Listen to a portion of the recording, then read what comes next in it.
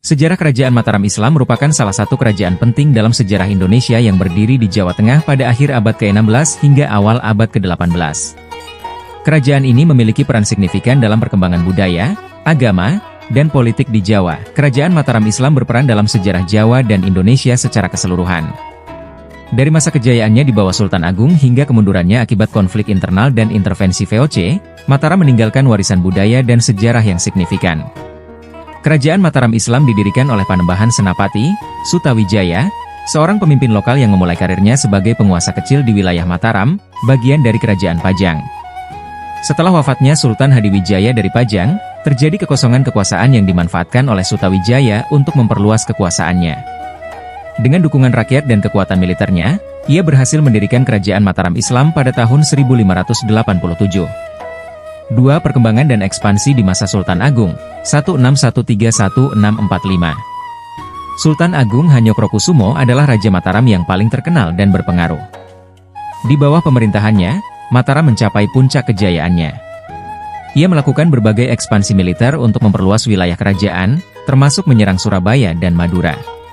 Pada tahun 1628 dan 1629, Sultan Agung bahkan melancarkan serangan ke Batavia, sekarang Jakarta, yang dikuasai oleh VOC, Verenigde Oost-Indische Compagnie. Meskipun serangan tersebut tidak berhasil, Sultan Agung tetap dikenang sebagai pahlawan nasional karena upayanya melawan kolonialisme Belanda. Sultan Agung juga dikenal karena reformasi administratif dan budayanya. Ia menggabungkan tradisi Jawa dengan Islam, yang terlihat dalam berbagai seni dan budaya Mataram, termasuk tari-tarian, musik gamelan, dan upacara-upacara kerajaan. 3. Masa kemunduran Amangkurat I, 1646-1677. Setelah wafatnya Sultan Agung, putranya Amangkurat I naik tahta. Masa pemerintahannya ditandai dengan banyak konflik internal dan pemberontakan. Amangkurat I dikenal sebagai penguasa yang otoriter dan kejam, yang menyebabkan ketidakpuasan di kalangan bangsawan dan rakyat. Pada masa ini, pengaruh VOC semakin besar, dan kerajaan Mataram mulai mengalami kemunduran. 4. Perang Trunojoyo, 1674-1681. Pada masa pemerintahan Amangkurat I, terjadi pemberontakan besar yang dipimpin oleh Trunojoyo, seorang bangsawan Madura. Trunojoyo berhasil merebut ibu kota Mataram pada tahun 1677, dan Amangkurat I melarikan diri. Amangkurat I akhirnya meninggal dalam pelarian, dan digantikan oleh putranya, Amangkurat II, yang kemudian meminta bantuan VOC untuk mengalahkan Trunojoyo. Dengan bantuan VOC, Trunojoyo akhirnya dikalahkan dan dihukum mati pada tahun 1680. 5. Pengaruh VOC dan keruntuhan Amangkurat II, 1677-1703. Amangkurat II memindahkan ibu kota kerajaan dari Pleret ke Kartasura setelah kekalahan Trunojoyo. Namun, hubungannya dengan VOC semakin memperlemah kekuasaan Mataram. Perjanjian-perjanjian yang dibuat dengan VOC seringkali merugikan pihak Mataram dan memperbesar pengaruh VOC di Jawa. 6. Perang Sukowati, 1740-1743. Pada masa pemerintahan Pakubuwono II, terjadi pemberontakan besar lainnya yang dikenal sebagai Perang Sukowati. Pemberontakan ini dipicu oleh ketidakpuasan terhadap pajak dan kebijakan yang diterapkan oleh penguasa Mataram serta campur tangan VOC dalam urusan internal kerajaan. Perang ini berakhir dengan kehancuran ibu kota Kartasura pada tahun 1742. 7. Pembagian Mataram, 1755. Pada tahun 1755, melalui perjanjian Giyanti, Kerajaan Mataram Islam dibagi menjadi dua, yaitu Kasunanan Surakarta yang diperintah oleh Pakubuwono III dan Kesultanan Yogyakarta yang diperintah oleh Pangeran Mangkubumi yang kemudian bergelar Sultan Hamengkubuwono I. Pembagian ini dilakukan oleh VOC untuk melemahkan kekuatan Mataram dan mengurangi potensi pemberontakan. Pembagian kerajaan ini pada akhirnya menandai berakhirnya kekuasaan Mataram sebagai kerajaan yang bersatu, tetapi penerus-penerusnya, yakni Kasunanan Surakarta dan Kesultanan Yogyakarta, masih terus eksis hingga kini sebagai pusat kebudayaan Jawa. Tokoh paling berpengaruh dalam sejarah kerajaan Mataram Islam adalah Sultan Agung Hanyokrokusumo. Berikut ini adalah beberapa alasan mengapa Sultan Agung dianggap sebagai tokoh penting dan berpengaruh. 1. Keberhasilan militer dan ekspansi wilayah. Sultan Agung berhasil memperluas wilayah kerajaan Mataram dengan menaklukkan berbagai wilayah di Jawa, termasuk Surabaya dan Madura. Ini memperbesar kekuatan dan pengaruh Mataram di Jawa.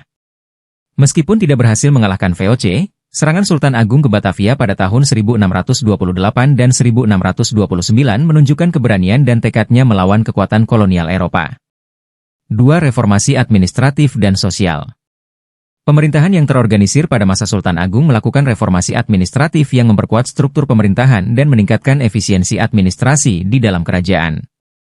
Kemudian ia memperkenalkan sistem pajak yang lebih efektif dan meningkatkan produksi pertanian, yang merupakan tulang punggung ekonomi kerajaan.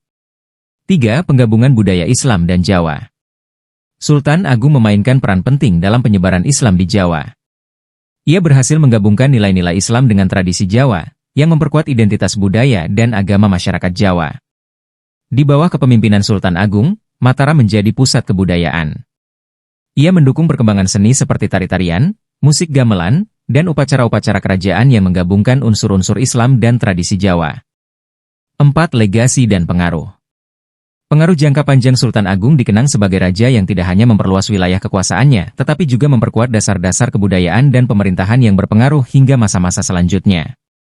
Di Indonesia modern, Sultan Agung dihormati sebagai pahlawan nasional.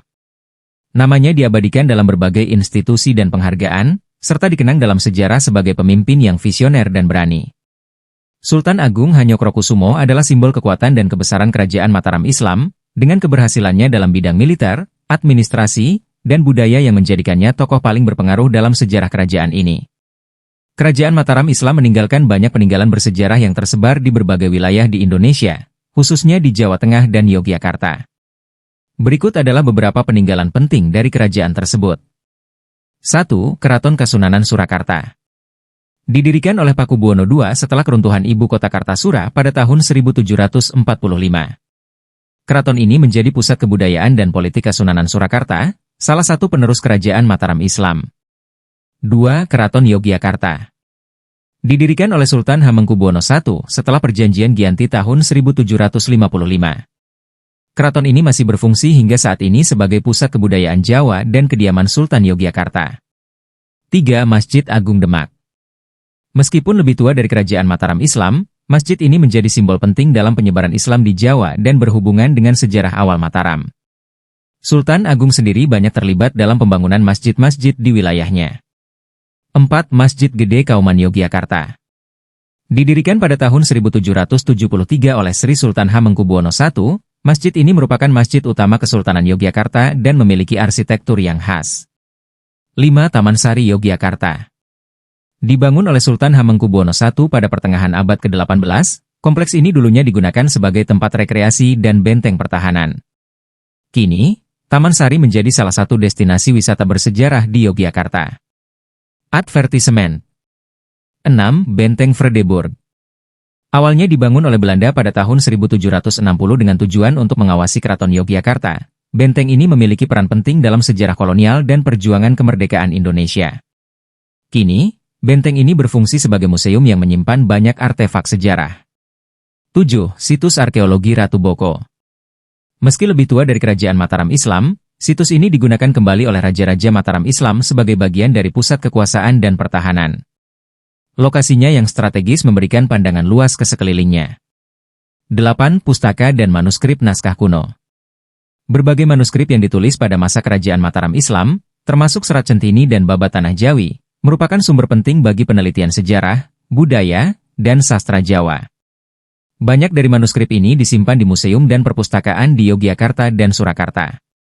9. Tradisi dan budaya. Banyak tradisi dan upacara yang masih dilakukan hingga sekarang berakar dari masa kerajaan Mataram Islam, seperti sekaten, grebek maulud, dan berbagai upacara adat di Keraton Yogyakarta dan Surakarta. 10. Seni pertunjukan. Tari-tarian seperti bedhaya dan serimpi, serta wayang kulit, berkembang pesat pada masa Mataram Islam dan terus dilestarikan hingga kini. Peninggalan-peninggalan ini tidak hanya menunjukkan kemegahan sejarah kerajaan Mataram Islam yang panjang pada masanya, tetapi juga kontribusi mereka terhadap kebudayaan dan sejarah bangsa Indonesia yang kaya dan beragam.